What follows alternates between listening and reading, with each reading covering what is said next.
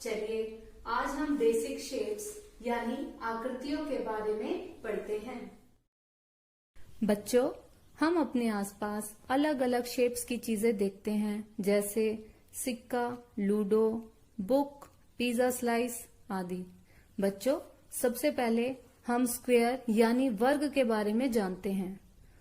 वर्ग, जिसे हम स्क्वायर भी कहते हैं, वर्ग की 4 साइड होती हैं और इसकी चारों साइड बराबर होती हैं। इसी प्रकार वर्ग के 4 वर्टिसेस यानी कोने होते हैं। कोने का मतलब है जहां पर 2 साइड आपस में मिलती हैं। स्क्वायर के कुछ उदाहरण हैं, जैसे ludo, carrom board, bread slice etcetera.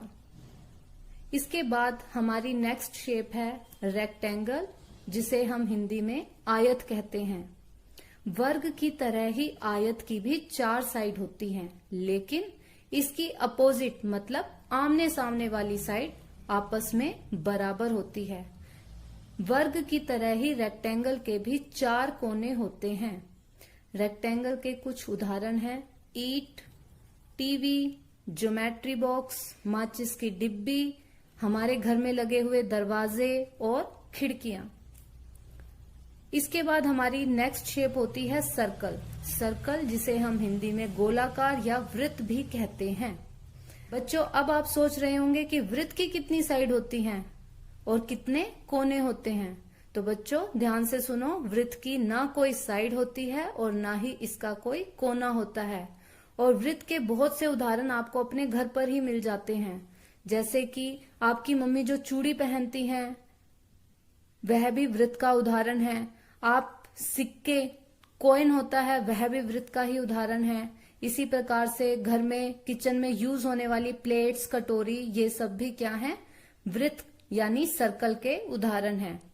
इसके बाद हमारी नेक्स्ट शेप है ट्रायंगल। ट्रायंगल, जिसे हम हिंदी में त्रिकोण या तिकोना भी कहते हैं।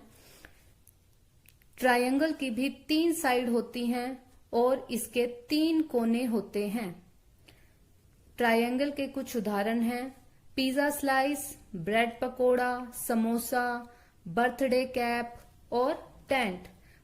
देखो बेटा, आपने देखा होगा ना कि समोसे की 3 कॉर्नर होते हैं, 3 साइड होते हैं, तो वह भी ट्रायंगल का ही उदाहरण है। इसी प्रकार से आप लोग पिज्जा खाते हो तो जो पिज्जा की स्लाइस होती है, स्लाइस को भी देखो आप, उसकी भी 3 साइड हैं और 3 कोने हैं।